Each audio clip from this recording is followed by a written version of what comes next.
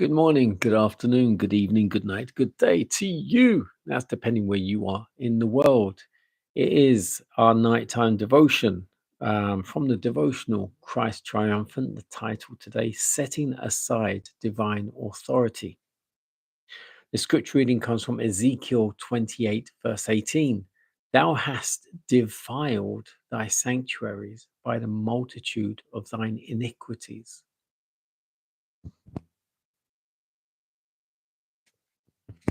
The high honors conferred upon Lucifer were not appreciated as the gift of God and called forth no gratitude to the Creator. He glorified in his brightness and exaltation and aspired to be equal with God. He was beloved and reverenced by the heavenly host. Angels delighted to execute his commands, and he was clothed with wisdom and glory above them all. Yet the Son of God was the acknowledged sovereign of heaven, one in power and authority with the Father. In all the counsels of God, Christ was a participant, while Lucifer was not permitted thus to enter into divine purposes. Why? Questioned this mighty angel. Why should Christ have the supremacy?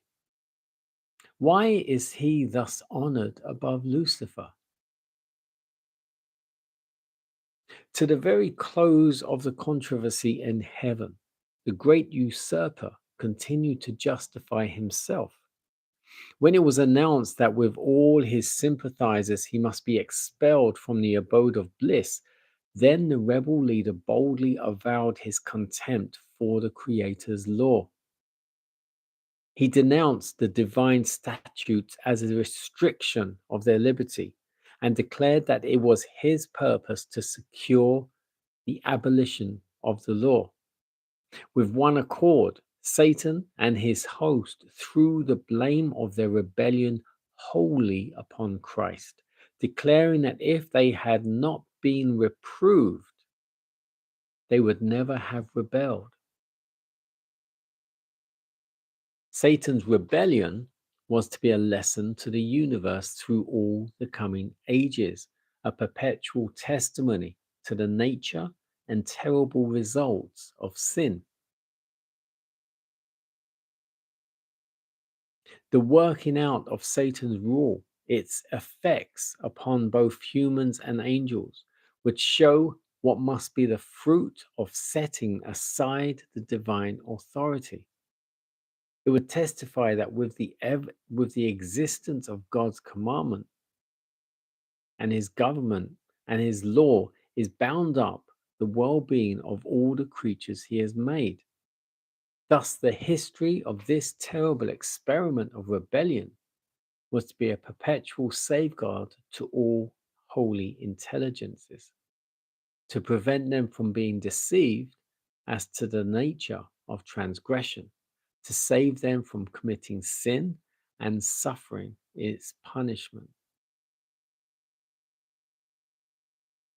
At any moment, God can withdraw from the impenitent the tokens of his wonderful mercy and love.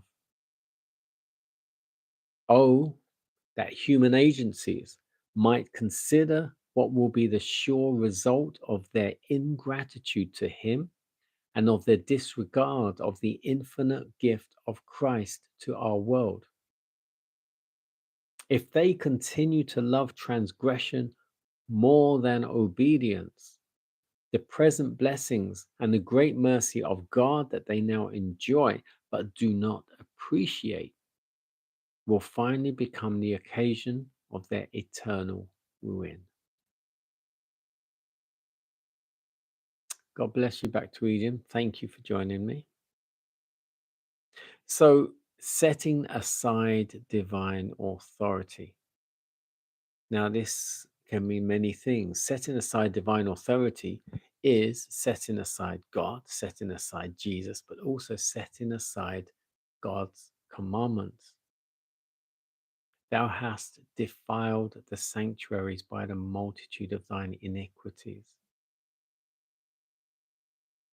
Lucifer had all the honors in heaven, but Jesus was always higher and more regarded than him. Jesus was always included in the um, divine purposes, the councils, the meetings. Lucifer wasn't, and Lucifer was jealous. Lucifer was jealous. And so he ultimately set out to try and destroy Jesus because he was jealous.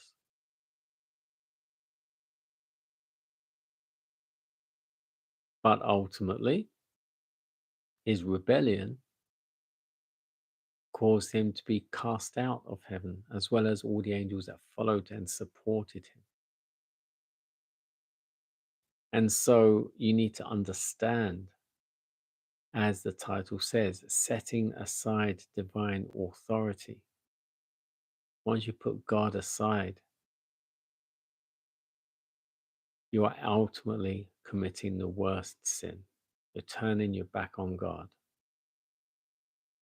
And the only place for you, once you do that, is the burning pits of hell. At any moment, God can withdraw from the impenitent, those who are not sorry for their sins, the tokens of his wonderful mercy and love. Oh, that human agencies, oh, that we people might consider what will be the result of our ingratitude to God, of our disregard of the gift of his son Jesus to our world, our Redeemer. If we continue to sin more than obey his commandments, the blessings and the mercy and the grace we receive from God, we won't receive anymore. And it will lead us to hell.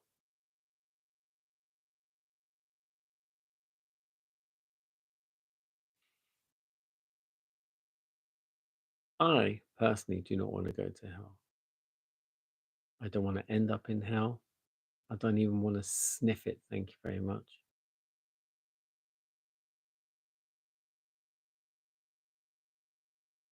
But are we setting ourselves up to go there? Are you?